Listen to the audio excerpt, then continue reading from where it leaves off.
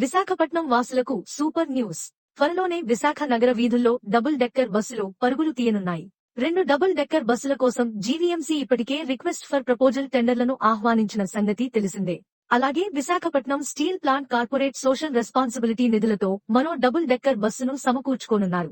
వీటిలో కనీసం ఒకదానినైనా జూన్ 10వ తేదీ నాటికి అందుబాటులోకి తెచ్చి సీఎం చంద్రబాబు చేతుల మీదుగా ప్రారంభించాలని జీవీఎంసీ అధికారులు తీవ్రంగా ప్రయత్నిస్తున్నారు. విద్యుత్తుతో నడిచే 2 double decker hop on hop of బస్సులను కొనుగోలు చేయాలని నిర్ణయించింది. ఇందులో ఒక బస్సు ఎయిర్ కండిషన్ కాగా మరొకటి నాన్ ఏసీ.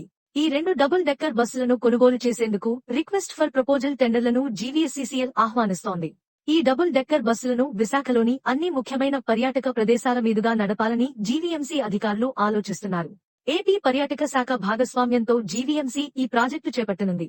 విశాఖలోని పర్యాటక ప్రదేశాలను చుట్టేసేలా ఈ డబుల్ డెక్కర్ బస్సులను తీసుకువస్తే పర్యాటకులకు మరింత అనుకూలంగా ఉంటుందని భావిస్తున్నారు.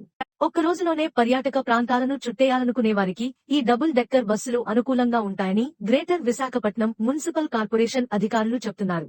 మరోవైపు ఈ డబుల్ డెక్కర్ ఈ బస్సులను ఆర్కే బీచ్ తో పాటుగా తొట్లకొండ, ఋషికొండ, తెన్నేటి పార్క్, కైలాసగిరి, సింహాచలం దేవాలయం, భీమిలి బీచ్ మీదుగా నడిపే ఆలోచనలో జీవీఎంసీ అధికారులు ఉన్నారు. అలాగే పర్యాటకులకు ఆ ప్రాంతాల విశేషాలను వివరించేందుకు డబుల్ డెక్కర్ బస్సులో గైడ్ లేదా ఆడియో, వీడియో ప్రజెంటేషన్ ఏర్పాటు చేయాలని భావిస్తున్నారు.